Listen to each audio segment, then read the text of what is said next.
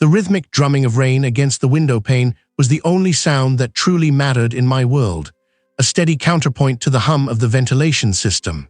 It was a familiar, comforting presence in the forensic pathology lab, rain streaking the windows, a barrier between my meticulously ordered existence and the chaotic city beyond.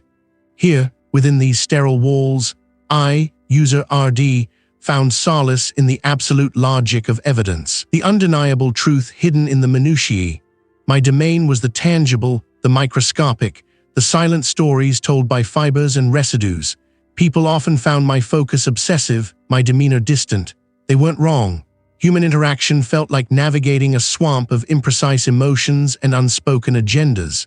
Give me a fractured bone, a complex blood spatter pattern, or a trace of exotic pollen any day. They never lied. The automated chime of the pneumatic tube system startled me, a sharp intrusion into my contemplation of a particularly stubborn lipid stain. It signaled a new case, a fresh puzzle.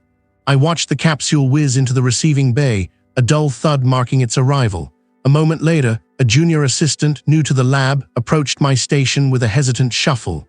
User RD, the assistant began, their voice a low murmur. This just came in. High priority. The detective on call said you'd want to see it immediately. It's unusual. I offered a curt nod, already reaching for the manila folder. Unusual was a subjective term, often used by those who lacked the patience for true observation. To me, every case was a unique tapestry, some simply woven with more intricate lies than others. The folder felt heavy in my hands, its contents promising a challenge. The label on the front was stark. Councilman Alistair Finch. Deceased, Alistair Finch. The name resonated through the city's political landscape, a prominent figure known for his sharp tongue and even sharper business dealings. This wouldn't be a simple street-level incident. My fingers traced the edges of the folder, a silent acknowledgement of the weight of expectation already settling upon me. I opened the file, the crisp white pages a stark contrast to the grim reality they described. The initial reports were concise, almost clinically so. Finch had been found in his study, a single antique letter opener plunged into his chest. No signs of forced entry, no struggle. The security system was intact, recording no unauthorized access. The house was locked from the inside, a classic locked room scenario, or so the preliminary assessment suggested. The detective's accompanying note, scrawled almost illegibly on a sticky tab, simply stated, "Clean, too clean." I flipped through the crime scene photographs, my gaze sweeping over each detail. The sprawling study, rich with dark wood and leather. A half-empty glass of amber liquid on a side table. A book, open face down, next to Finch's slumped form in a high-backed armchair. The letter opener, its ornate handle gleaming even in the muted light of the photograph, protruded from his chest, almost perfectly centered. It was a tableau of serene violence, almost art-directed. My eyes narrowed, searching for the imperfection, the anomaly that would betray the carefully constructed narrative. The lack of disarray was jarring. A man, even one taken by surprise, typically exhibits some reflex, some defensive movement. The chair showed no scuff marks from a struggle. The rug was unruffled. The books on the shelves stood in neat rows. It was as if Finch had simply allowed it to happen. The preliminary forensic report indicated no defensive wounds on Finch's hands or arms. The toxicology screen was pending, but the initial impression was of a quick, decisive blow. The report detailed the depth and angle of the wound, consistent with the letter opener. The object itself was a family heirloom, according to the detective's notes. No fingerprints on the handle save for Finch's own, smudged but discernible. "They're calling it a suicide," the assistant offered, hovering nervously, or at least the initial thought, but the detective, he pushed for you. I ignored the comment, my focus already deep within the images. Suicide by antique letter opener felt theatrical. Finch was a pragmatist, a man who dealt in facts and figures, not melodrama, and the manner of death, while physically possible, didn't fit the man. My mind, a precise clockwork mechanism, began turning, sifting through possibilities. I zoomed in on a close-up of Finch's hand, resting on the armrest. The skin was pale, the fingers slightly curled. Nothing immediately jumped out. Then I shifted my attention to the book lying beside him. It was an old volume, leather-bound, its pages yellowed, a collection of Shakespearean tragedies. My brow furrowed.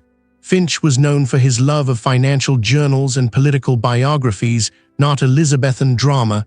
It felt out of place. A subtle discord in an otherwise perfectly orchestrated scene. And then I saw it. Not on Finch, not on the letter opener, not on the table. It was on the edge of the book, barely visible against the dark leather cover. A tiny, almost imperceptible smudge, a pale, almost iridescent sheen. It wasn't dust. It wasn't a fingerprint. It looked like residue, a very specific kind. My internal monologue shifted from analytical observation to a quiet hum of recognition. The smudge was too faint to be accidental, too precise to be ignored. It suggested a deliberate placement or perhaps a transfer from something else. The initial reports hadn't mentioned it. Why would they? It was hardly visible to the untrained eye, a mere flicker of color. Wait, I murmured, my voice barely audible even to myself. This didn't add up. If Finch had been reading, if he'd been the last to touch the book, why would there be such a specific, non-organic trace on its edge? And why that particular book? It was a subtle detail, easily dismissed, but my mind latched onto it with the tenacity of a bulldog. The perfect murder had its first crack. The almost pristine nature of the scene, the lack of struggle, the convenient presence of the antique weapon, the locked doors, it all screamed calculated staging. But the book, and that tiny, almost invisible smudge, spoke of a narrative that was being carefully constructed, and perhaps a tiny, almost imperceptible slip by the architect. I closed the folder with a snap, the sound sharp in the quiet lab. Get me the actual book, I instructed the assistant, my gaze fixed on the rain-streaked window, and every single item from that study. I want the entire room reconstructed here if necessary, and tell the detective this isn't suicide.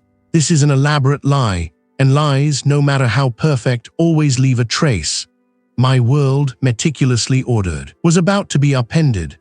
The game, it seemed, had just begun. The rain, a relentless drummer against the high panes of the forensic pathology lab, underscored the quiet hum of the ventilation system. Outside, the city was a smear of gray and blurred lights. Inside, my world was reduced to the sharp, sterile glare of the examination lights. I preferred it this way. Chaos outside, order within my workspace. The evidence arrived in a series of sealed, tamper-proof containers, each meticulously labeled. The lead investigator, a burly figure whose trench coat shed droplets onto the polished floor, merely nodded at me. Everything from the scene, user RD standard procedure, the deceased's personal effects, the weapon, and the preliminary bloodwork from the scene techs. He paused, his gaze flicking to the antique letter opener, now secured in its own rigid plastic case.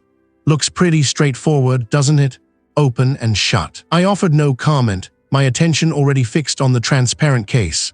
The letter opener was indeed antique, its handle a dark, polished wood, intricately carved with what looked like a stylized griffin.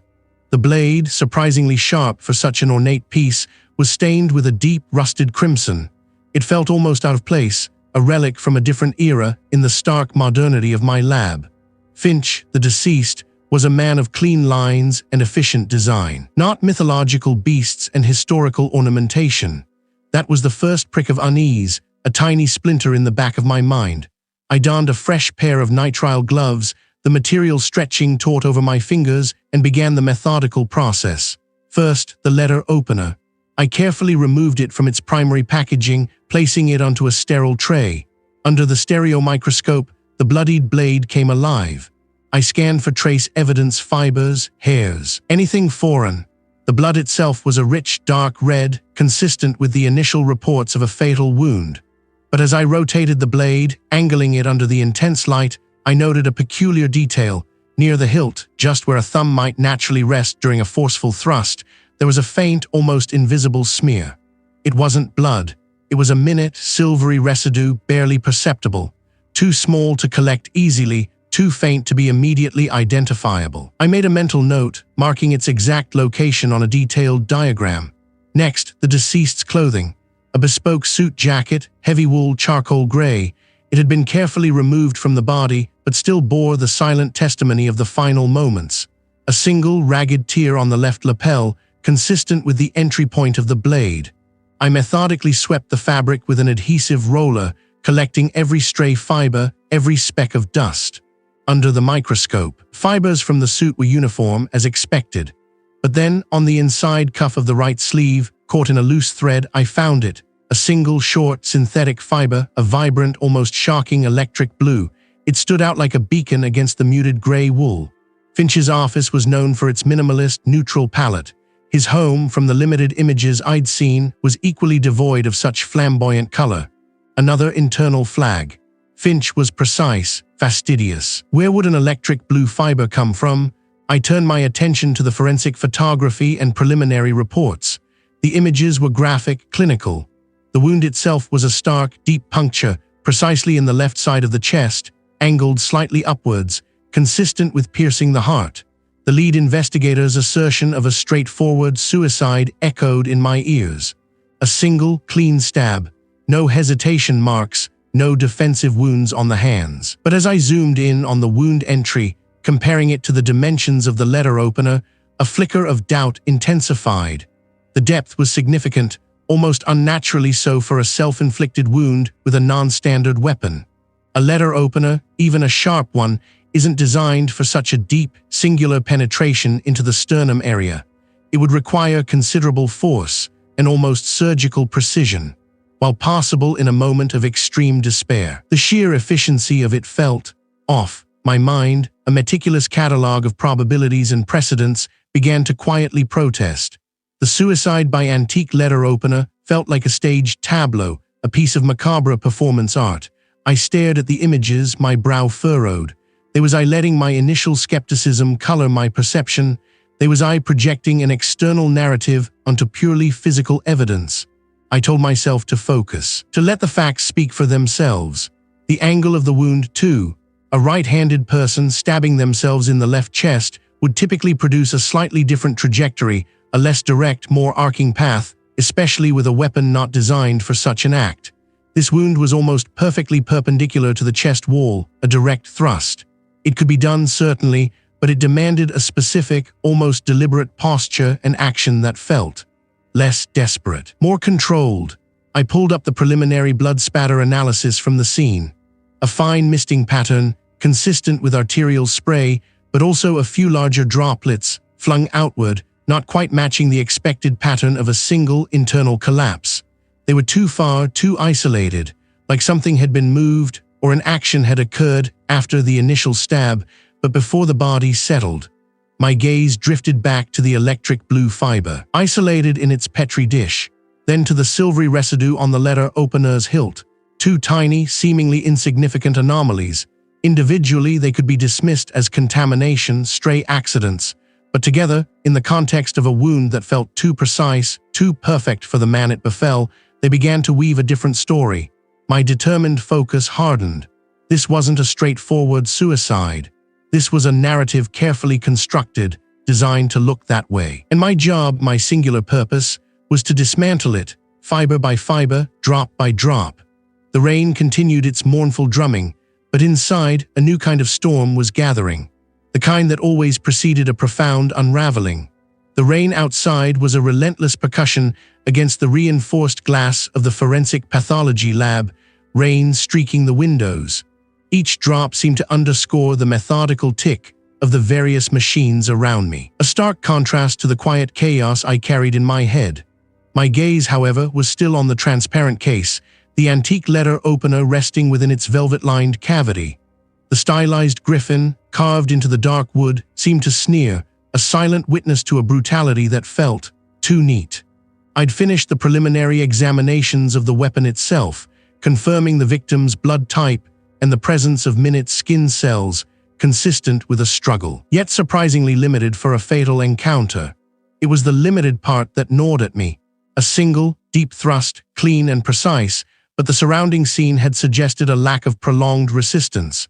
Most victims, even incapacitated, tend to thrash, claw, leave more than just a few epidermal flakes. Still pondering the griffin, user RD, the voice belonged to a colleague, a seasoned forensic technician who specialized in trace evidence. They stood by the door, a steaming mug cradled in their hands. I didn't turn. The weapon tells only part of the story, doesn't it? A sharp blade, yes, but what facilitated its use with such efficiency? The technician hummed a low, thoughtful sound. You're thinking something else was involved. Incapacitation, it's a possibility I can't dismiss. My mind was already racing, sifting through the initial findings from the body itself. No obvious signs of blunt force trauma, no ligature marks, no indication of a struggle that would justify such a swift, decisive strike with a relatively small, if sharp, instrument. The victim's toxicology report from the initial screen had come back clean for common illicit substances and alcohol. Too clean, perhaps. I moved away from the letter opener, the faint scent of antiseptic and something metallic clinging to the air. My focus shifted to the bank of screens displaying preliminary data, then to the refrigerated drawers where tissue samples from the victim were stored. My fingers brushed against the cool steel, a shiver running down my arm that had nothing to do with the temperature. This wasn't a simple robbery gone wrong, and a crime of passion, while possible, rarely involved such surgical precision in both the act and the almost clinical lack of surrounding evidence. The whole scenario felt curated. Run the broad spectrum again, I instructed the technician, already pulling up the victim's file on a nearby console. And this time, specifically flag for anything outside the typical metabolite profiles. I want to look for synthetic compounds, designer analogs, anything that might not trip the standard panels. The technician raised an eyebrow. Going down the rabbit hole are we? That's a lot of processing power for a hunch.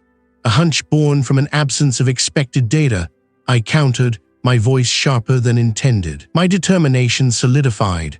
I had learned long ago that the most dangerous secrets often hid in plain sight, disguised as nothing at all. The lack of struggle, the pristine nature of the scene, save for the single, fatal wound, it all screamed of an unseen hand, a silent facilitator. I spent the next few hours in a focused blur. I personally prepared new samples from various tissue types, brain matter, liver, even a sliver of muscle tissue from around the injection sites of standard medical procedures. My hands moved with practiced precision, pipetting minute quantities, loading them into the specialized trays of the high-resolution mass spectrometer. The machine, a monolithic silver beast, hummed to life, its internal mechanisms whirring with quiet power. This wasn't a quick test. This was a deep dive, a painstaking search for molecular ghosts. The rain continued its mournful rhythm, mirroring the growing unease within me. I doubted myself for a moment.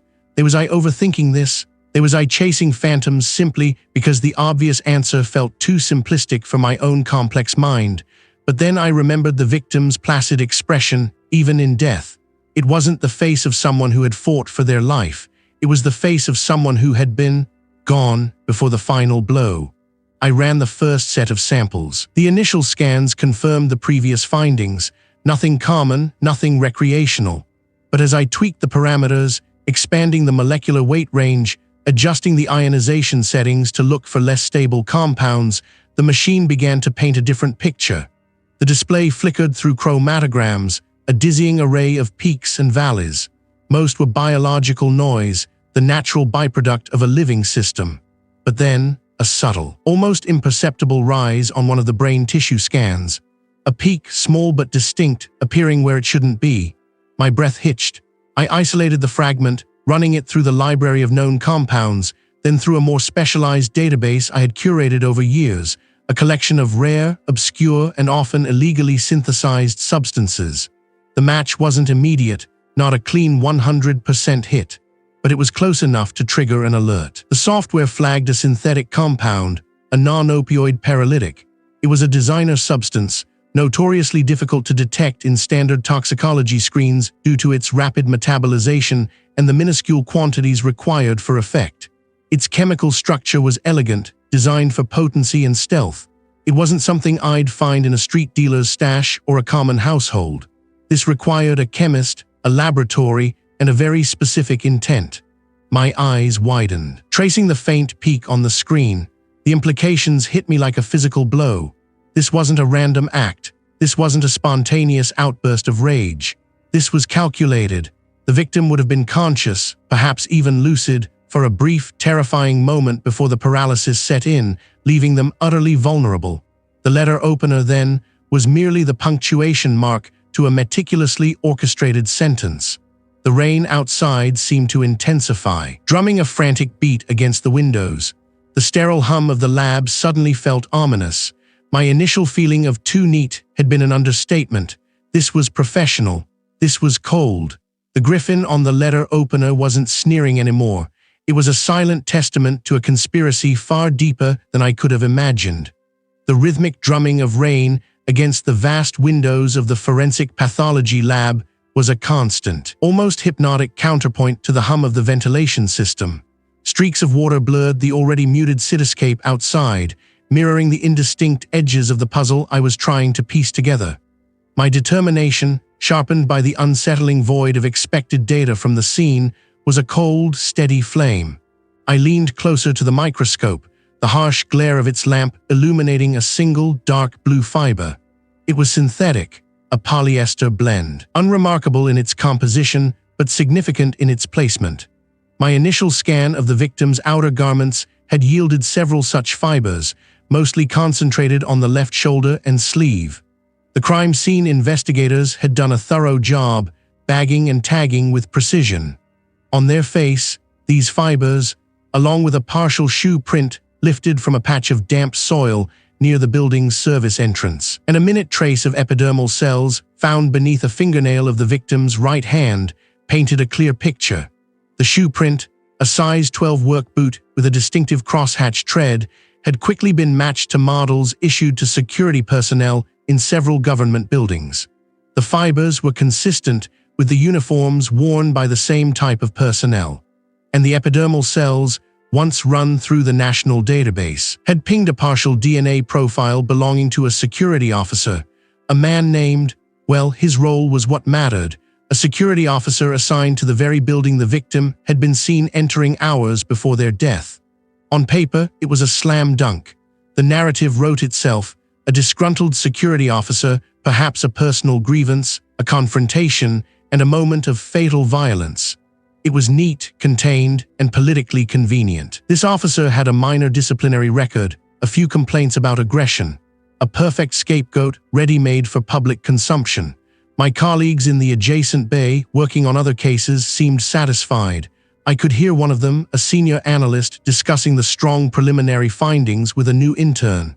Sometimes, the analyst was saying, the evidence just lines up perfectly. But that perfectly grated on me. It felt too symmetrical, too carefully arranged. My mind kept returning to the scene itself, the almost pristine environment, the lack of struggle, the victim's posture. It was the absence, not the presence, that spoke loudest. Where were the scuff marks, the displaced items, the telltale signs of a desperate fight for life? The more I thought about it, the more the initial findings felt less like discovered truth and more like a carefully constructed suggestion. I pulled the slide out from under the microscope, exchanging it for another, a sample of the epidermal cells. Under magnification, they were just fragments, but enough for a partial profile. I'd already confirmed the match, yet something felt off. The cells were present, yes, but they seemed isolated, not embedded, not torn from a struggle, but resting subtly under the nail. It was a tiny distinction, barely perceptible, but it was there. My fingers, accustomed to the delicate dance of forensic tools, adjusted the focus with minute precision.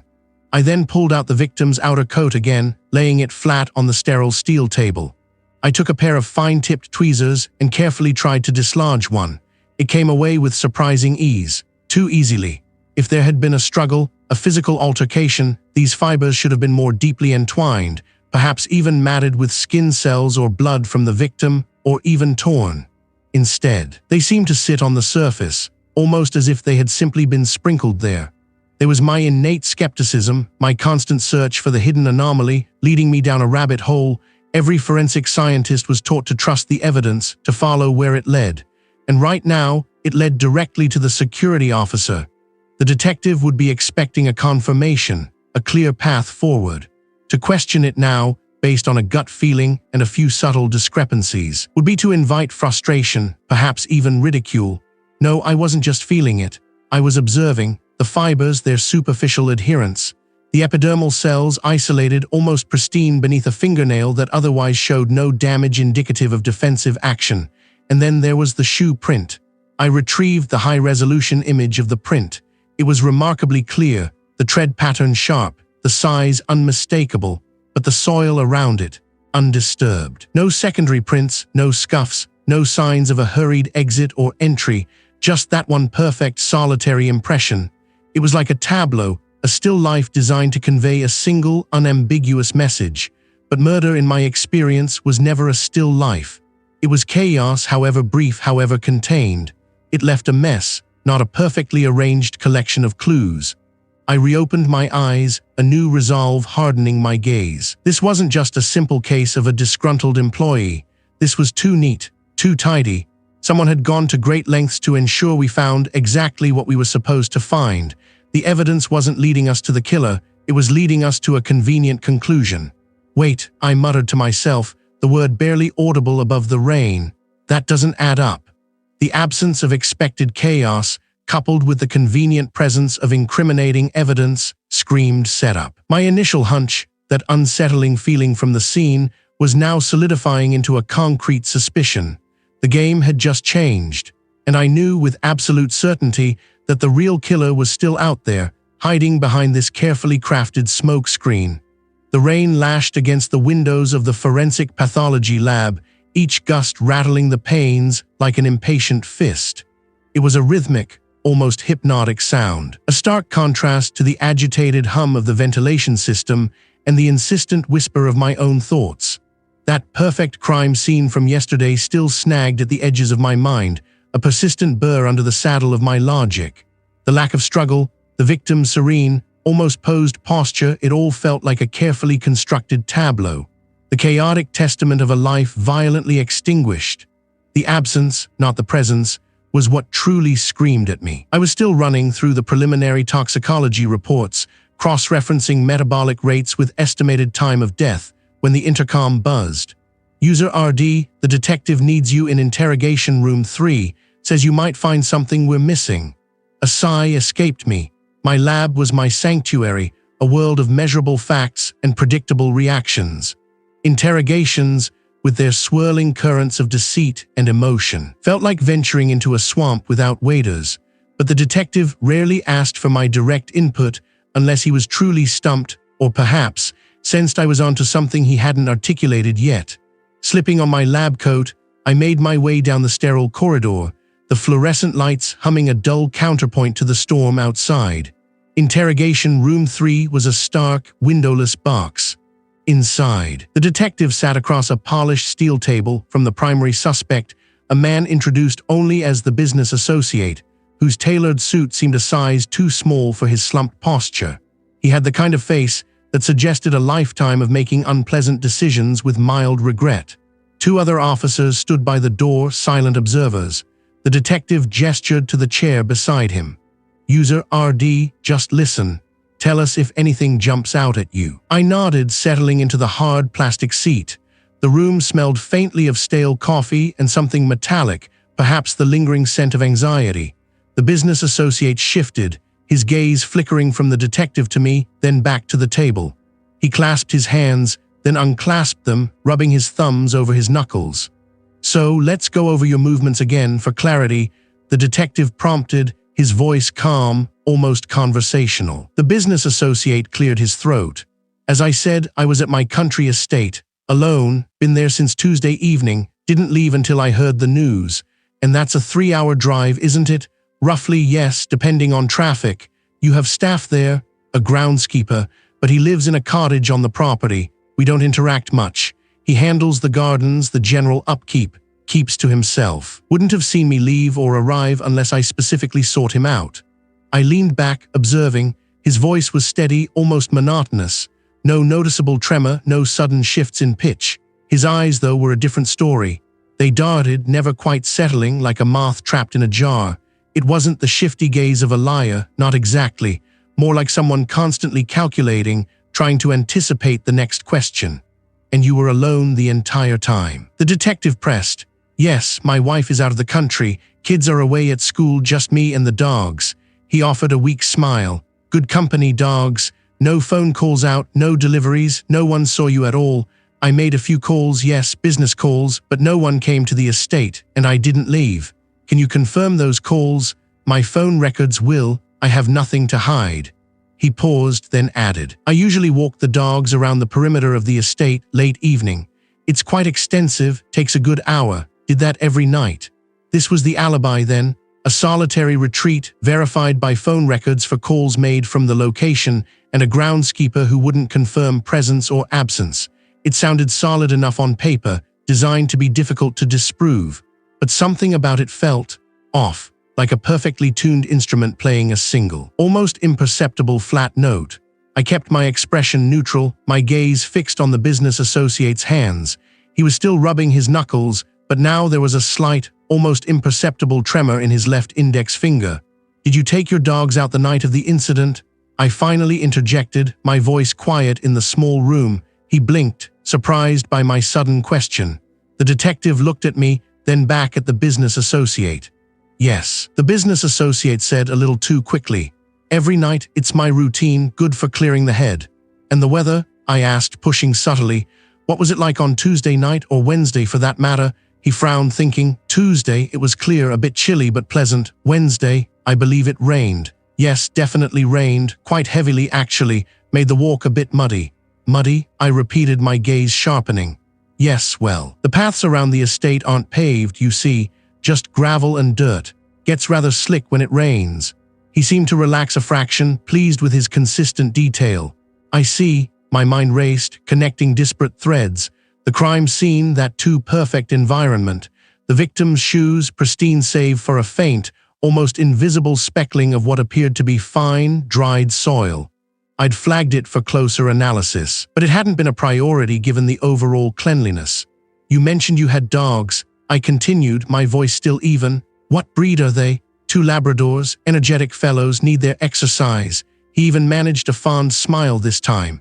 "And when you walk them in the rain on muddy paths, what do you usually do when you bring them back inside?" He looked momentarily confused, as if this line of questioning was absurd. "Well, I towel them off. Of course, they make a mess otherwise, and their paws, always muddy.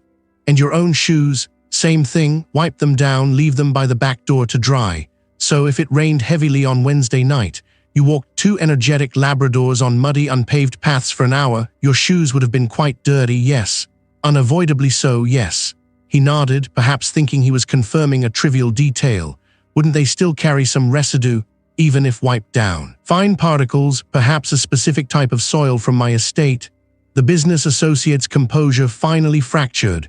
His eyes widened, his hands clenching into tight fists on the table. The tremor in his left index finger became more pronounced. I suppose so, but I changed shoes before I left, of course." "Did I asked, my voice betraying none of the internal scramble. "Because the victim's shoes, found at the scene, had trace amounts of a very specific clay-rich soil. Not from the city, not from the victim's residence. A type of soil often found in rural areas, particularly those with older, established estates. We're still analyzing it, of course, but it's quite distinctive." The room went utterly silent, save for the incessant drumming of the rain outside. The detective, who had been listening intently, slowly turned his head to stare at the business associate, a new, dangerous glint in his eyes. The business associate swallowed hard. That's impossible. In the heavy rain on those muddy paths?"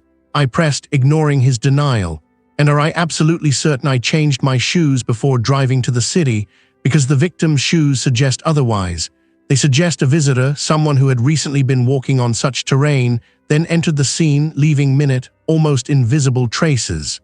He started to speak, then stopped, his mouth working silently. His alibi, so carefully constructed around his isolation and the groundskeeper's distance, had a gaping, muddy hole. If he was at his estate, walking dogs in the rain on Wednesday night, his shoes should have been distinctly muddy. And if he wasn't at his estate, and instead was somewhere else, like the victim's residence, then the soil on the victim's shoes was an anomaly that pointed directly to him, or more precisely, to someone who had been at his estate, and then at the crime scene. It was a small detail, the kind of thing most people would dismiss as coincidence. But in forensics, coincidence was often just a pattern waiting to be recognized.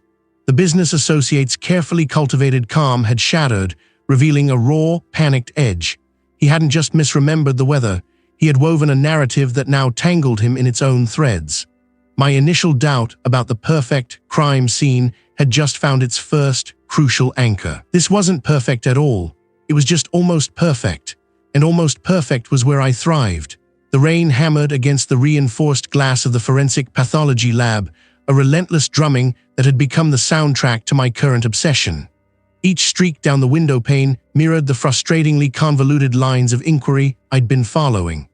I leaned closer to the monitor, the stark white of the pathology report illuminating my face in the dim lab. The air conditioning hummed, a sterile counterpoint to the storm's fury, and I could practically taste the ozone in the air, a metallic tang that always seemed to accompany my deepest dives into a case. The initial report on the victim had been thorough, or so it seemed on the surface. Cause of death, time of death, general wound analysis, all meticulously documented by the lead pathologist. But I wasn't interested in the general. I was looking for the almost imperceptible. The whispers the body left behind that only a truly dedicated listener could decipher. My determination was a cold, steady flame, burning away the distractions, sharpening my focus to a needle point.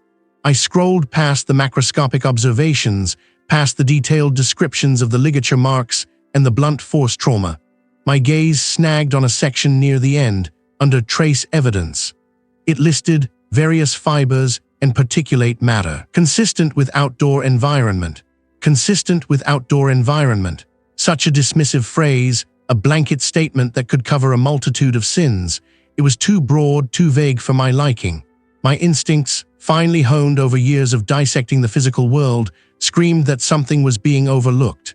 I pulled up the high-resolution microscopic images taken during the initial examination.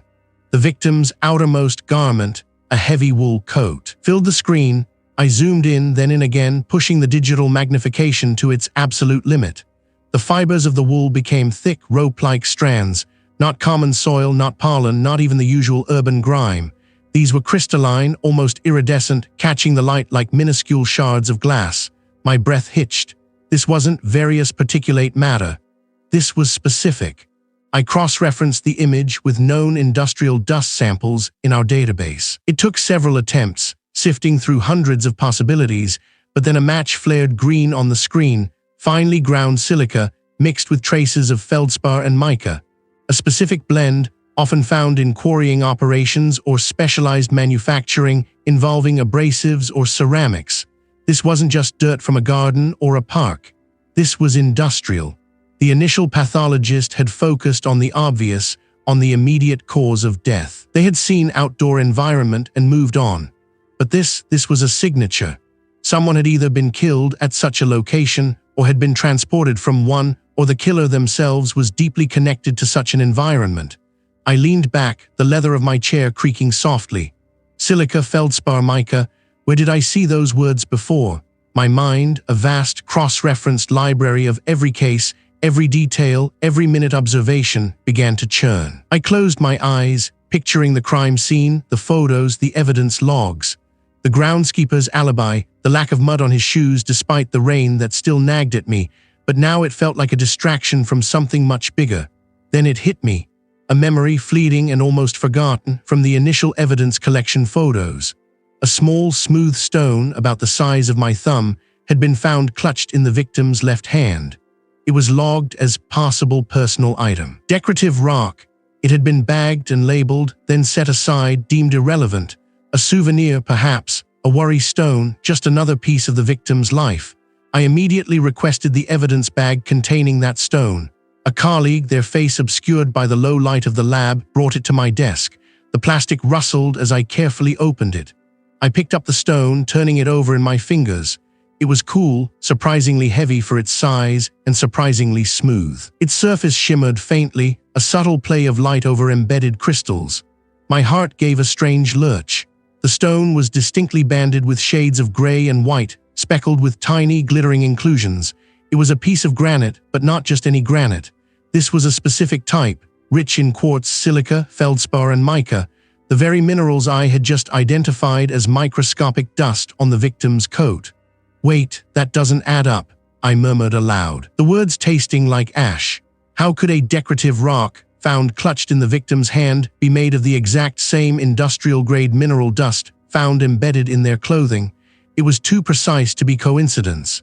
If the stone was a personal item, why the dust? If the dust was from the murder site, why would the victim be carrying a piece of the site? My initial thought was that the victim had been killed at a quarry or a processing plant, and perhaps, in their final moments, had clutched a piece of their surroundings. But the state of the body, the clean, precise ligature marks, the lack of extensive environmental contamination beyond the dust, it didn't scream struggle in a dusty industrial wasteland. It screamed deliberate, controlled environment. No, this suggested something far more intricate. The stone was a plant, a deliberate misdirection, or perhaps a morbid signature. Or more unsettlingly, it suggested that the killer wanted me to find this connection, but not in the way I was currently thinking. A wave of doubt washed over me. There was I overthinking. There was I connecting dots that weren't meant to be connected, simply because I was desperate for a new lead. The rain outside intensified, a violent downpour that seemed to mirror the storm brewing in my mind. Had I finally succumbed to the urge to find meaning where there was none? But then I looked at the stone again, its smooth, cool surface marking my uncertainty. No, this wasn't a random coincidence. The statistical probability of such a specific mineral dust matching a seemingly innocuous personal item was astronomically low. My instincts had rarely led me astray. The victim hadn't just been killed, they had been staged. And this stone, this dust, pointed not to the location of the murder, but perhaps to the identity of the murderer, or their profound connection to a specific type of industry. It complicated everything. The murder, initially appearing to be a straightforward, if brutal act, now took on layers of calculated deception. The killer wasn't just cunning, they were playing a game, and they had just shown me a glimpse of their hand. The tension in the lab, once just the hum of machines, now felt like a taut wire, vibrating with unseen danger. I had a new direction, but it felt like walking into a trap. The rain was a persistent drummer against the high windows of the forensic pathology lab, rain streaking the windows, each drop a dull, rhythmic reminder of the world outside, a world I was increasingly convinced was operating on a different set of rules than my own. The doubt from the previous night, sparked by that peculiar stone, had clung to me like the damp chill in the air. There was I overthinking it. There was I seeing ghosts where there were only shadows. My mind, usually a fortress of logic, felt momentarily porous. I pushed away the lingering unease and focused on the facts or the lack thereof. I'd spent the early hours reviewing the stone's chain of custody, the minute details of its recovery, nothing amiss. It had been bagged, tagged, and logged correctly, yet its presence, its purpose, continued to gnaw. It felt too deliberate, too placed. A signature, yes, but for whom? Or, as I had considered, a misdirection. The low hum of the ventilation system was my only companion as I meticulously re-examined the initial crime scene photos, blowing up sections until the pixels blurred. I was searching for anything, a stray pebble, a smudge, a pattern that would make sense of that single anachronistic stone. Nothing. The scene was, as always, unnervingly clean. Too clean, perhaps. A rap on my door startled me. I hadn't heard anyone approach. A junior assistant, looking harried, peered in. User RD, a new evidence bag just came in. Priority 1. The detective insisted it come straight to I. Bring it in, I said, my voice betraying none of the sudden prickle of apprehension. That was unusual for a mid-investigation delivery, especially one not directly requested by me. The assistant placed a clear, sealed bag on my sterile workbench. Inside, nestled on a swatch of velvet, was a small, ornate silver locket, intricately engraved with a series of interlocking symbols I didn't immediately recognize. It looked old and entirely out of place. The accompanying tag stated it had been recovered near victim's residence by a civilian informant. My brow furrowed. A civilian informant? I picked up the bag, turning it over in my gloved hands. And this wasn't found during the initial sweep. The assistant shrugged, already backing away. That's what the note says. The detective said it was important, said it might crack the case wide open. Crack the case wide open. The phrase itself tasted like cheap melodrama. My internal alarm bells began to chime, faint at first, then growing louder. The meticulousness of the original crime scene, the precision of the killer, the calculated placement of the stone.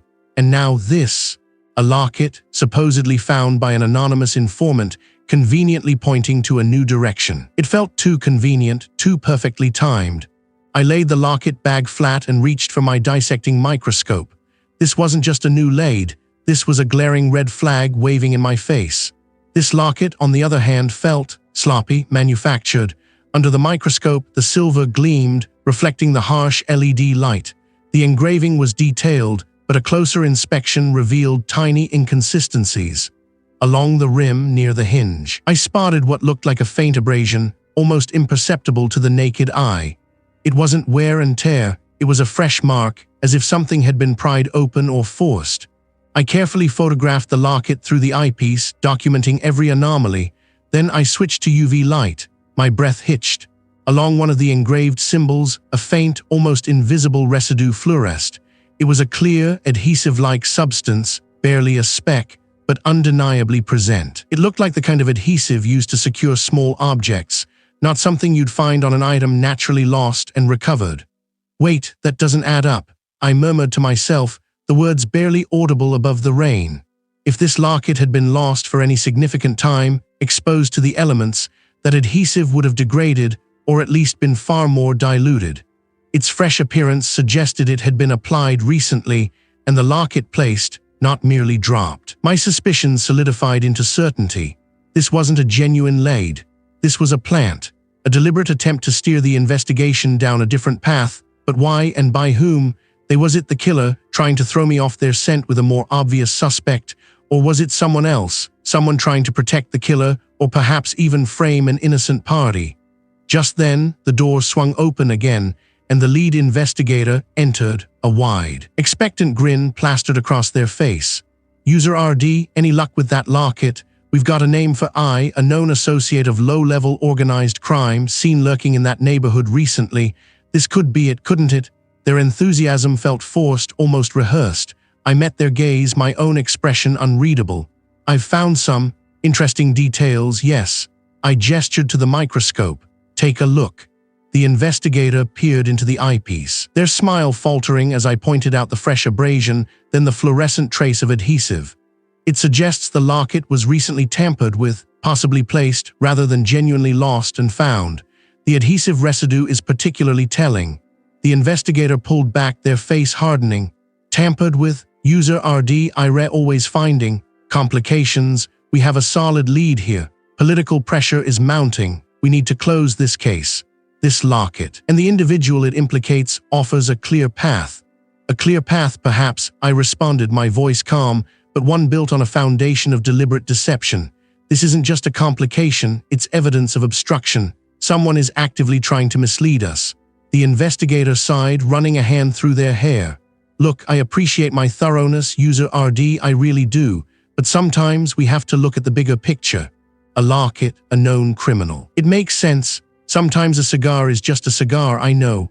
And sometimes," I countered, looking back at the locket, "a perfectly crafted, almost threatening. Don't get too caught up in the minutiae, User RD. It wouldn't do for a brilliant mind to miss the obvious, would it?" I was alone again, surrounded by my instruments, the rain still streaking the windows. The locket lay under the microscope, an obvious lie. The stone, still in its bag, was a subtle enigma. Two different forms of misdirection, yet both pointed to the same unsettling truth. The killer wasn't just cunning, they had allies, or at least influence, within the very system meant to stop them. My initial doubt had been a weakness. Now it was replaced by a steely resolve. This wasn't just a puzzle anymore. It was a battle, and I had just found my first piece of armor. The soft click of the door still echoed in the sudden quiet of the forensic pathology lab, even as the rain streaking the windows seemed to amplify every other sound. The rhythmic drumming against the glass, the low hum of the air filtration system, the distant rumble of city traffic, they all merged into a discordant symphony that grated on my nerves. I stood, unmoving, for a long moment, the weight of the recent exchange settling heavily. The locket, a blatant piece of misdirection, still lay under the microscope's cold gaze. The stone, pristine and unremarkable in its sealed bag, was a subtler lie perhaps, but a lie nonetheless. They wanted me to accept a neat package, a simple explanation. But my world wasn't built on neat packages. It was built on anomalies, on the microscopic deviations that shattered carefully constructed fictions. The official narrative, presented with such polite insistence, felt like a hastily painted backdrop, flimsy and ill-fitting. My gut, a rarely wrong barometer in these matters, churned with dissent. I pushed away from the bench, a shiver running down my spine that had nothing to do with the lab's controlled climate. This wasn't just about the victim anymore. This was about what they wanted me not to see, And if there was one thing I couldn't tolerate, it was being deliberately blinded. Right, I muttered to the empty room, my voice a low rasp. Let's strip it back to bare bones. I started with the trace evidence again, not just the locket, but everything. I pulled the initial reports, spread them across a clean section of the steel bench. Fibers from the victim's clothing, soil samples from the alleged scene, residue from the weapon. I ignored the conclusions, focusing solely on the raw data, the spectral analyses, the micrographs. My fingers, accustomed to the delicate dance of precision, flew across the keyboard, pulling up archived data from previous cases, cross-referencing against known environmental contaminants, industrial byproducts, even rare geological formations. The first pass was methodical, almost meditative. I was looking for anything that stood out, anything that didn't fit the picture they'd tried to paint. The soil from the scene, for instance. It had been categorized as typical urban loam, consistent with the park where the body was found. But under higher magnification, and with a fresh round of spectroscopic analysis, I noticed a peculiar silicate compound. Extremely fine, almost dust-like, and with a unique crystalline structure. It wasn't common. In fact, my database only had a few matches, all pointing to very specific, older industrial processes, long since decommissioned in most parts of the city. I flagged it, a tiny red marker in my mental landscape. Next, the fibers. A blend of synthetic and natural, again, nothing overtly suspicious at first glance. But a particular polyester variant, found clinging to the victim's outerwear, was unusual. It wasn't standard issue, wasn't a common brand. A quick search revealed it was part of a limited-run uniform, commissioned years ago by a defunct public works department for a specific short-term project. Why would it be on the victim? More importantly, why hadn't it been flagged during the initial sweep? I felt a familiar prickle of excitement, the intellectual thrill of the chase. These weren't random anomalies. They were threads, barely visible but present. Then I moved to the digital breadcrumbs. I pulled up the victim's communication logs, their GPS data from their personal device, the traffic camera footage from the vicinity of the alleged crime scene. The initial report suggested a clear timeline, a straightforward path. But as I overlaid the victim's movements with the anomalies I was finding in the trace evidence, the narrative began to fray. The silicate dust, for example. The database pointed to a cluster of abandoned industrial sites on the city's forgotten periphery, old foundries, disused chemical plants. The victim's GPS data showed no direct travel to these areas, not even close, yet the dust was present undeniably. Wait, I murmured, leaning closer to the screen, my breath fogging the cool surface. That doesn't add up. If the victim wasn't there, someone who was there must have transferred it, or more unsettlingly, the victim was there, but their digital footprint was deliberately scrubbed or rerouted. I went back to the specific uniform fiber. I cross-referenced the public works project it was associated with. It was a tunneling project, a subterranean conduit system, decades old, running underneath several forgotten sections of the city. Sections that included, I now realized with a jolt, those very same abandoned industrial sites where the silicate dust originated. My fingers flew, connecting the dots. The victim's phone, according to the official report, had been powered off for a critical 2-hour window. A dead zone, perhaps, or a deliberate shutdown. What if, during that window, the victim wasn't where they were supposed to be? What if they were underground? I started sketching on a large digital whiteboard, mapping out the old tunnel network, overlaying it with the locations of the industrial sites, then adding the victim's last known trajectory. The picture forming was not of a random encounter in a park. It was of a structured, almost surgical operation. The victim's communication log showed a flurry of encrypted messages in the days leading up to their death, messages that had been dismissed as personal. But now, with this new lens, I looked at the metadata. The sender, an anonymous contact, used an IP address that bounced through a series of dark web nodes, ultimately originating from a server farm, located in one of the city's major data centers. A data center owned by a powerful conglomerate with significant political ties. These weren't coincidences. This was orchestration.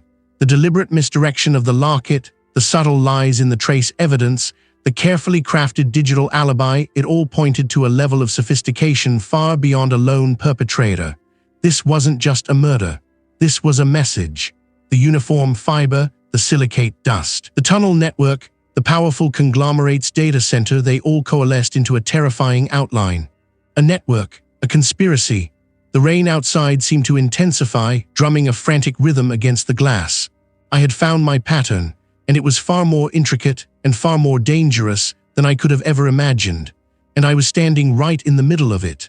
The rhythmic drumming of rain against the high windows of the forensic pathology lab was a constant, low thrum, a steady counterpoint to the hum of the ventilation system. Outside, the city was a smear of gray and blurred lights, but inside, my world was sharp, focused, illuminated by the harsh glow of the microscope. My eyes ached, a familiar sensation after hours bent over slides and screens, but I ignored it. The uniform fiber demanded my full attention. I had cross-referenced the public works project it was associated with, digging through archived municipal contracts and procurement records. It was like sifting through digital sand, looking for a single grain of quartz. Most public works details were mundane, repetitive, concrete asphalt utility lines, but this fiber, a synthetic weave with a unique dye permutation, was a signature. It spoke of a specific manufacturer, a specific uniform supplier, and by extension, a very specific crew. The database churned, then finally. A flicker, a match, not to a broad category, but to a singular, obscure contractor. The name materialized on my screen, Viridian Solutions. My breath hitched. Viridian Solutions. The name hit me with the force of a physical blow, a sudden cold plunge into a memory I'd meticulously sealed away. My fingers, usually so steady, paused on the keyboard. The air in the lab, typically sterile and cool, suddenly felt thick, cloying. The rain outside intensified, lashing against the glass, mirroring the storm that had just erupted inside me. Viridian Solutions wasn't just some random contractor. Years ago, a different case, a disappearance that had haunted my early career, had brushed against that name. It was a file I'd never quite let go of, a knot of unanswered questions that still snagged at the edges of my thoughts. A young municipal analyst, responsible for overseeing digital infrastructure upgrades, had simply vanished. No body, no suicide note, just a void where a person had been. The official conclusion had been desertion, a quiet shelving of a difficult investigation. But I remembered the data. I remembered the odd network traffic spikes, the fragmented logs pointing to a secure data facility, a facility that Viridian Solutions had been contracted to build and maintain. I remembered the frustration, the way my initial findings had been met with polite disinterest, then outright dismissal. The lead investigator, a grizzled figure close to retirement, had simply shaken his head. Too complex, user RD, too many powerful names involved. Sometimes I just have to let it go. But I hadn't let it go. Not really. The memory was vivid, unbidden. The stale smell of an old records room, the fluorescent hum, the way the dust motes danced in the slivers of weak sunlight filtering through a grimy window. I saw myself, younger, more naive, poring over schematics of the Viridian facility, trying to make sense of the gaps in their security logs, the inexplicable power surges that had wiped crucial data from the municipal servers just days before the analyst's disappearance. I'd presented my findings, meticulously laid out, undeniable, and they had been denied, systematically. A bitter taste filled my mouth. The uniform fiber, linked to Viridian Solutions, wasn't just a clue anymore. It was a ghost, reaching out from the past, dragging me back into that suffocating feeling of powerlessness. My gaze snapped back to the screen, to the innocent-looking contractor name. They specialized in high-security data centers, in resilient network infrastructure. A perfect cover for a highly controlled environment, a place where digital footprints could be selectively scrubbed or rerouted, just as I'd speculated about the victim's missing digital presence. Was this a mere coincidence? The city was vast, and contractors often recycled, and the resurfacing of that old, unresolved case, it felt like the universe was taunting me. My hands, though no longer trembling, felt heavy as I scrolled through Viridian's current project list. They were heavily involved in a major municipal broadband expansion, a sprawling network of underground conduits and above-ground access points. And tucked away in the details, a project for an exclusive, private residential complex on the city's affluent west side, the very district where our victim had been found. The victim's digital footprint, the uniform fiber, Viridian Solutions, and that old, unpunished injustice. It was all coalescing into something far more sinister than a simple murder. This wasn't just a case of a meticulous killer, this was a pattern, a meticulous system. The detective had called this a perfect murder, and now, for me, it was personal. I wouldn't let this one go. Not again. I leaned forward, the ghost of the past urging me on, my fingers flying across the keyboard, pulling up every single detail I could find on Viridian Solutions. The rain outside continued its relentless assault, a fitting soundtrack to the storm brewing within me. The rain lashed against the windows of the forensic pathology lab, each drop a tiny hammer blow against the glass, mirroring the relentless rhythm inside my skull. The fluorescent lights hummed, a familiar drone that usually soothed me, but tonight it felt like a high-pitched whine, grating against the raw edges of my focus. My gaze was fixed on the magnified image on the screen, a microscopic detail from the victim's shoe sole, scraped from a crevice no larger than a pinhead. That memory from the previous chapter wouldn't let go. The stale air of that old records room, the dust motes dancing, the Viridian F. Schematics. It had been years, but the clarity of it now was unnerving. I dismissed it then as a naive fascination with industrial design, the intricate lines of something massive and complex. But what if it wasn't just design? What if it was a blueprint, a confession? I leaned closer to the screen, adjusting the focus. The particle was metallic, dark, with a peculiar crystalline structure. Not soil, not pavement dust, not anything from the primary crime scene or the secondary location where the body was found. This was different. This was specific. Still at it, user RD. The detective's voice, gruff but laced with a hint of concern, cut through the quiet. He stood in the doorway, a steaming mug in his hand, his coat still damp from the downpour. I didn't look up, my eyes glued to the screen. "There's something here," I murmured, more to myself than to him. "Something that doesn't belong." He moved closer, setting the mug down on a clear corner of my workbench. "Doesn't belong where? We've scoured every inch of the known locations." "Exactly." I finally straightened, rubbing my temples. "This particle, it's a specific alloy, titanium vanadium composite, with trace elements of gallium and indium. Rare, used in high-stress, high-temperature industrial applications. Not something I'd pick up walking down a city street, or even in a typical warehouse." The detective frowned. "So, a factory, an industrial plant, maybe," my mind raced, trying to connect the dots. "But this particular composition, I've seen it before, or rather I've seen plans for where it might be used." The memory surged forward, sharper now, the schematics, the Viridian F. The missing F clicked into place with a jolt that reverberated through me. Viridian facility, not just a foundation, not just a fund. A facility. The blueprints I'd seen years ago were for the Viridian Foundation's urban renewal project, a massive undertaking, publicly lauded as a new beacon for the city. But the schematics I'd stumbled upon in that dusty backroom weren't for the public-facing architectural marvels. They were for the substructure, deep, complex, reinforced sections with ventilation systems that suggested something far more intensive than a public parkade or utility tunnel. I pulled up an old digital archive on my secondary monitor, inputting keywords. Viridian Foundation, blueprints, substructure, years of archived public records, construction permits, environmental impact assessments. It took a moment, but then it appeared. A redacted, declassified version of the Viridian Foundation's original architectural plans. And there it was, hidden beneath layers of generic labels. HVAC System D7, titanium vanadium composite ducts. My breath hitched. "This is it." I pointed to the screen, then back to the microscopic image. "This alloy, it matches the specifications for the advanced ventilation system in the deepest, most restricted levels of the Viridian facility. Levels that, according to public records, were never fully constructed or were repurposed for storage." The detective stared at the screens, his expression shifting from skeptical to grim. "Storage? What kind of storage needs high-stress, high-temperature titanium ducts?" "Exactly," I repeated, the word tasting like ash. "And our victim, they had this on their shoe, meaning they were there, in those restricted levels, before they were killed." A chilling thought took root, blossoming into a terrifying realization. The victim wasn't just an unfortunate bystander, they were an insider. They had been to the true heart of the Viridian facility, and someone didn't want that known. My fingers flew across the keyboard, cross-referencing names, public figures, anyone connected to the Viridian Foundation from its inception. The name that kept reappearing, the one plastered across every promotional material, every groundbreaking ceremony, every public address championing the project, was that of the senior politician.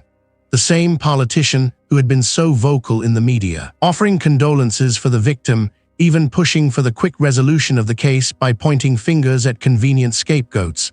A wave of nausea washed over me. Could it be? The politician with their polished speeches and philanthropic facade. It felt too grand, too audacious, almost unbelievable, but the evidence. It was meticulous. It was a front, those deepest levels. They weren't for storage. I zoomed in on another section of the schematics, a part labeled Experimental Data Processing Hub. This isn't for public use. It's an information nexus, a clandestine data center, likely running illegal operations, manipulating public data, influencing elections, controlling narratives. The detective slammed his mug down, the ceramic clattering against the metal bench. Black operations, in the heart of the city under a public project. It's the perfect camouflage, I explained, my voice gaining a desperate edge. Who would suspect the city's shining new landmark? The victim must have uncovered something specific, something critical happening in that experimental data processing hub. They were going to expose it. The politician, the mastermind, it fit. The power, the reach, the absolute need for secrecy. The way the initial investigation had been subtly steered, the focus on red herrings, the swift dismissal of any inconsistencies. It wasn't incompetence. It was calculated misdirection. For a moment, a sliver of doubt pricked at me. Had I gone too far? There was I connecting dots that only existed in my own overactive, pattern-seeking mind. The Viridian Foundation was a pillar of the community. The politician, a public icon, to accuse someone so powerful. But then I looked back at the screen, the unmistakable alloy, the hidden schematics, the sheer audacity of the cover-up. The evidence was irrefutable. My own doubt crumbled under the weight of the facts. The rain outside intensified, a furious drumming on the windows. He looked at me, a new kind of understanding in his eyes, a shared burden. This isn't just a murder anymore, user RD, this is a war. I nodded, my jaw tight, and now knowing what I knew, I was standing directly in their crosshairs.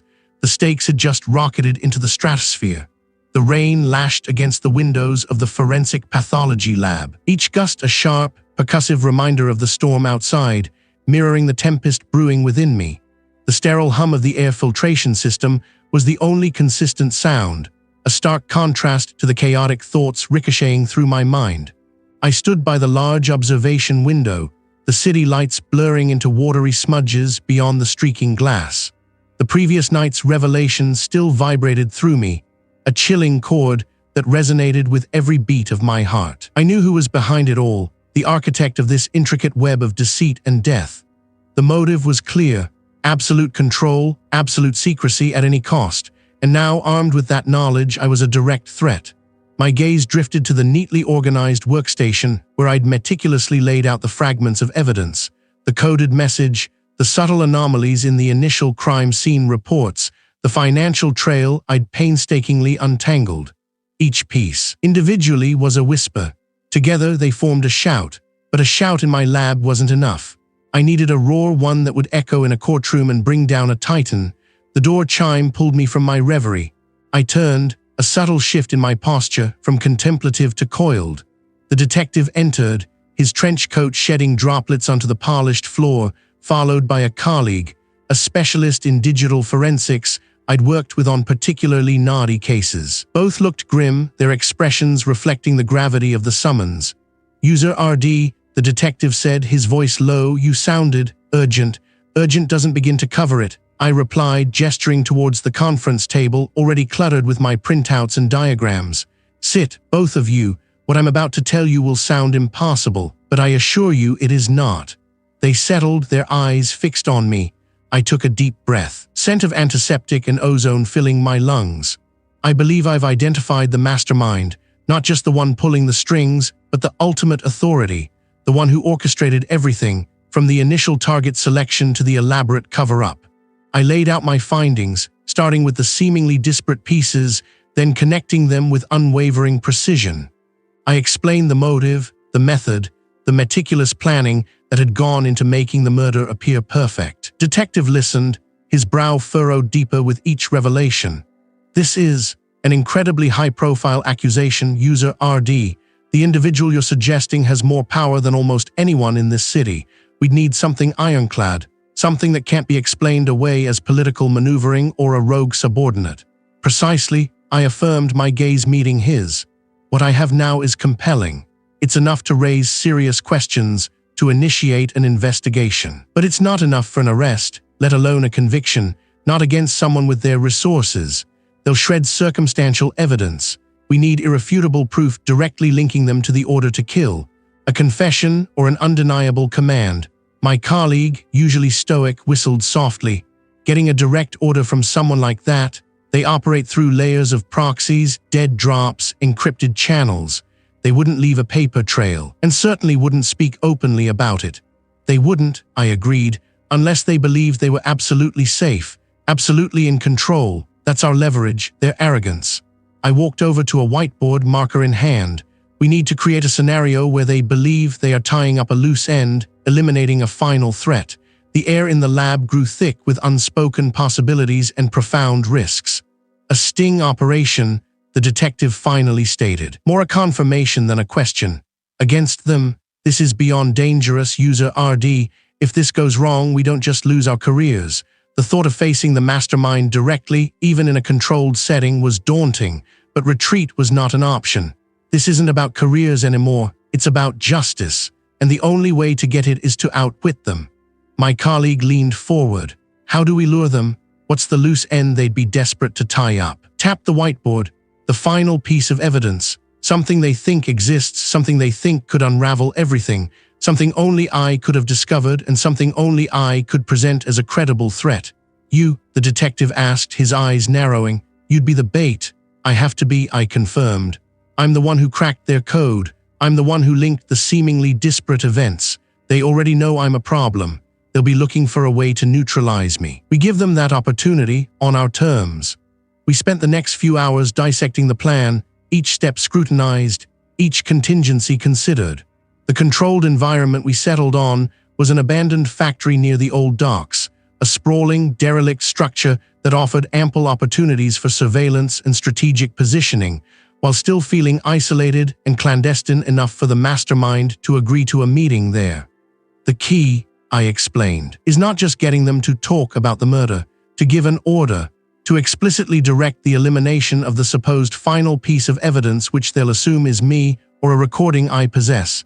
We need to capture that command, clear and unambiguous. My colleague started sketching out camera placements, audio pickups, and secure data feeds. We'll need multiple redundancies, encrypted, off-site storage, and a dead man's switch just in case. The detective, meanwhile, focused on the tactical elements. Perimeter security, entry and exit points, extraction teams. If they suspect anything, if they bring their own people, it could turn into a firefight. A sudden thought pricked at me. Wait, I said, holding up a hand. They're too careful. They won't just walk into a meeting with me, even if they think they are eliminating a threat. They'll send a proxy first, or they'll test the waters. The detective paused, considering. You're right. They'll have eyes. We need to make the entire setup appear genuine, down to the last detail. No visible surveillance, no hidden wires they can sweep for. We need a plausible reason for me to be alone, and a plausible reason for them to come themselves, I added. Not send a subordinate. That's the crucial part. They need to believe the threat is so delicate, so personal, that only their direct intervention can resolve it. This was the wait. That doesn't add up moment. The mastermind's modus operandi wasn't to expose themselves. My previous assumption about their arrogance might have been slightly off. It wasn't just arrogance. It was an absolute paranoid need for control. They wouldn't trust a proxy with something this critical. They'd want to see it done with their own eyes, or at least be the one to give the final, definitive order. The lure had to be that irresistible, that specific to them. I tapped the whiteboard again. It has to be something that implicates only them, something only I could have found, and something that they believe cannot be replicated or passed on. A single, unique piece of evidence that, once destroyed, would vanish forever. The detective nodded slowly. That makes sense. It plays into their need for absolute secrecy, and their ego, believing only they can handle such a delicate matter. The rain outside intensified, a ceaseless drumming against the glass, but inside, a different kind of storm was brewing, a meticulously planned, dangerous operation. The plan was taking shape, a fragile but potent weapon. I knew the risks were astronomical, the margin for error infinitesimally small, but looking at the faces of the two people across the table, I saw not fear, but a shared, grim determination. We were going to do this. We were going to make the most powerful person in the city expose themselves, and then we were going to bring them down. The rain outside intensified, a ceaseless drumming against the glass, but inside, a different kind of storm was brewing, a meticulously planned, dangerous operation. Now all that was left was to spring the trap. I stood in the heart of my domain, the forensic pathology lab, rain streaking the windows, each drop a tiny, frantic runner down the pane. The hum of the ventilation system was the only constant companion, a low thrumming that usually soothed me, but tonight it felt like a prelude to something far more jarring. My hands, usually so steady, were clenched just once, then relaxed, a conscious effort. Precision, always precision. The lab was meticulously arranged, not for routine work, but for this specific confrontation. The central examination table, usually gleaming stainless steel, was now draped in a sterile white sheet, upon which lay the undeniable truths I had painstakingly unearthed. Digital displays flickered with magnified images, charts, and timelines, a visual indictment. My gaze drifted to the reinforced door, the only entry point, where I'd instructed the detective to position the officers. No grand theatrics, just a quiet, unyielding presence. Then, a soft click from the outer office, barely audible over the rain. My breath hitched. A tiny, almost imperceptible catch. This was it.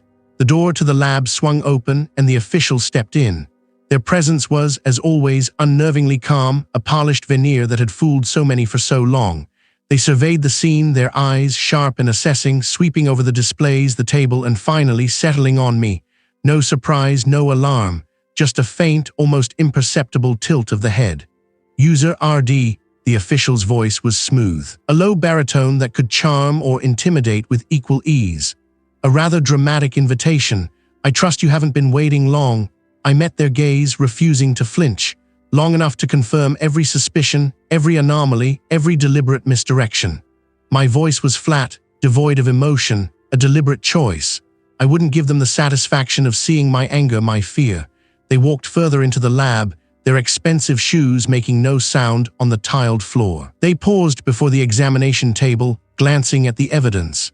The fabricated reports, the altered timestamps, the microscopic fibers that tied them directly to the abandoned factory where the crucial evidence had been disposed of. It was all there, laid bare. "Ah," the official said, a soft chuckle escaping their lips. "My dear user RD, you always were thorough, a commendable trait in most circumstances." They reached out, a finger tracing the edge of a magnified image of a unique polymer fragment. But sometimes, thoroughness can be myopic. Myopic, I challenged, stepping closer, or perhaps simply inconvenient for those who prefer to operate in the shadows. Shadows are merely where the light hasn't yet reached, they countered, turning to face me fully. Their eyes held a glint of something I hadn't seen before, not arrogance, but a chilling certainty. "And I have a habit of shining your little flashlight into places where it doesn't belong. This isn't about where I belong," I stated, my resolve hardening. "This is about justice, about the truth of the original victim's death and the lengths you went to cover it up, to manipulate the system, to frame the innocent." The official smiled then, a genuine, unsettling smile that didn't reach their eyes. "Justice is a malleable concept, user RD, a narrative, constructed by those with the power to write it. It wasn't just about covering up a murder, it was about demonstrating their control, their ability to bend reality to their will. The original murder wasn't the target of their machinations, it was merely the catalyst. The real objective was to test the system, to show that even the most meticulous forensic work could be undermined, twisted, and ultimately dismissed. This was their game, that you could get away with anything, even under the closest scrutiny. Precisely, the official affirmed, their voice resonating with an unnerving pride. And you, user RD, with your unwavering pursuit of truth, have merely become another pawn in my demonstration. Your very success in uncovering these layers only highlights the depth of my reach, the malleability of perception, and the ultimate futility of resistance. A sudden, sharp clang echoed from the back of the lab. My head snapped towards the sound. They lunged for the main computer terminal, their hand reaching for a discreetly placed device. I hadn't even registered a small metallic cylinder. This was the event. They weren't trying to escape. They were trying to delete everything, to sever the digital links, to wipe the slate clean even as they were being captured. The sheer ruthlessness of it, the absolute disregard for the mountain of evidence, was breathtaking. "No," I shouted, instinctively lunging forward. I wasn't an enforcer, but I knew the value of that data. I tackled them, a clumsy, desperate move that sent us both sprawling. The device clattered across the floor, skittering under a workbench. The official was surprisingly strong, their years of calculated power translating into a desperate physical struggle. Their hand clamped around my wrist, twisting, trying to force me away from the computer, away from the evidence. But I held on, adrenaline coursing through me, my determination a burning fire. I saw the glint of their eyes, not just anger, but a profound, almost primal fury at being thwarted. Just then, the outer door burst open. The detective and two officers, alerted by the commotion, streamed in. The detective, seeing the struggle, didn't hesitate. They moved with practiced efficiency, pulling the official off me, securing their arms behind their back. The official didn't resist once they were apprehended, their body going slack. But their gaze, fixed on me, was still sharp, unyielding. "You think this changes anything, User RD?" They sneered, their voice lower now, almost a growl. "You've merely won a skirmish. The war, my dear scientist, is far from over. My influence runs deeper than you can possibly imagine. This little capture will be nothing more than a temporary inconvenience, a minor setback in a much grander design." The officers led them away. The click of the handcuffs surprisingly loud in the sudden quiet of the lab. The rain continued its relentless drumming, washing over the windows, mirroring the flood of revelations that had just flooded my world. I pushed myself up, my wrist throbbing, my head aching. The air in the forensic pathology lab, rain streaking the windows, felt suddenly heavy, charged with the weight of the official's words. The immediate fallout wasn't just physical pain. It was the unsettling realization that this wasn't the end. The lines between justice and corruption weren't just blurred. They were a vast, intricate web, and I had only just begun to see its true dimensions. The silence that descended after the departing officers and their handcuffed charge felt heavier than any noise. I stood amidst the scattered remnants of a meticulous investigation, the instruments of truth now quiet. A hand settled gently on my shoulder. I flinched, then turned to see the lead detective, his face etched with a weariness that mirrored my own. His eyes, however, held a glint of something akin to respect, a new quality I hadn't often seen directed my way. "You did good, User RD," he answered, his voice low. "Better than good. You tore through a wall they thought was impenetrable." I nodded, not trusting my voice. My throat felt raw, not just from the exertion but from the emotional upheaval. He gestured to my wrist. "Let's get that looked at, and then we talk. There's a lot to unpack." The hours that followed blurred into a series of statements, explanations, and the quiet, methodical packing away of evidence.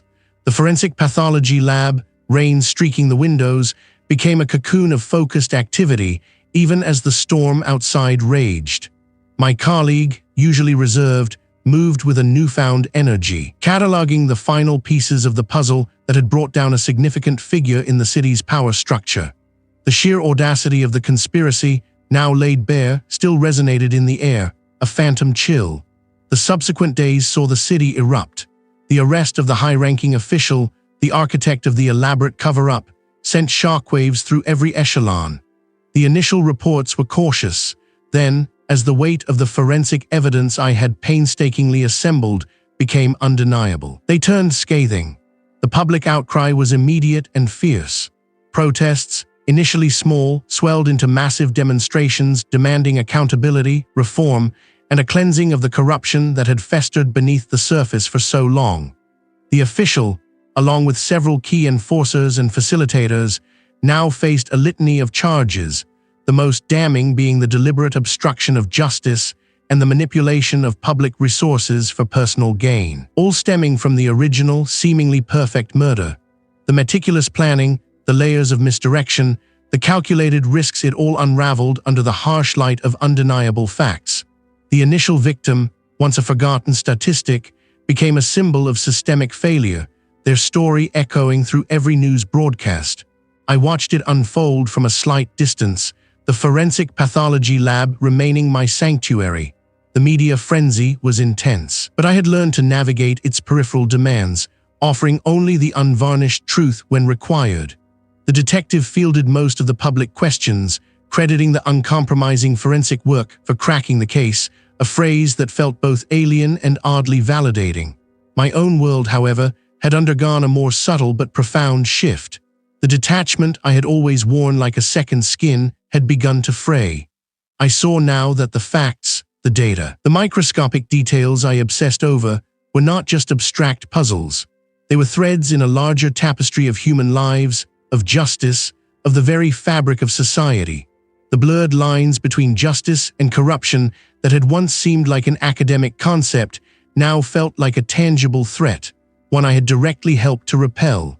I walked through the quiet corridors of the lab one afternoon, the rain having finally subsided, leaving the city washed clean and gleaming under a tentative sun. The air was crisp, carrying the scent of damp earth and distant exhaust fumes. My wrist, though still bandaged, no longer throbbed with the insistent rhythm of pain. My head, too, had cleared, the fog of exhaustion replaced by a sharp, focused clarity. I stopped at my workstation, running a gloved hand over the polished steel of a dissection tray. For so long, this lab had been my universe, a controlled environment where chaos was reduced to solvable equations.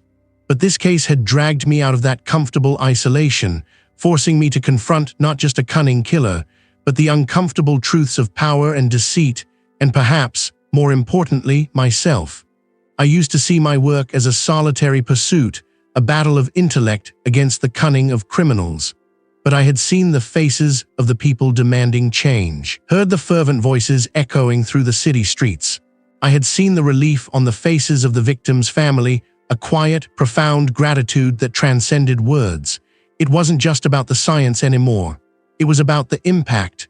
A new sense of purpose bloomed within me, not a fiery passion, but a steady, resolute burn. It wasn't enough to simply solve the puzzles. It was about using those solutions to ensure accountability, to speak for those who could no longer speak for themselves, to uphold the integrity of truth against the relentless erosion of lies. My meticulousness, once a symptom of my social detachment, now felt like a potent weapon, a shield for justice. I looked out at the city skyline, the buildings catching the afternoon light. But today, it felt different. It felt like a place I was connected to, not just an observer, but a participant. My work, my unique way of seeing the world, had a place, a vital role beyond the confines of this lab. I felt a quiet determination settle deep within me. The world was complex, messy, and often brutal, but I knew with an unwavering certainty that I would continue to peel back its layers, one undeniable fact at a time. The work, I realized, was far from over. It had just truly begun.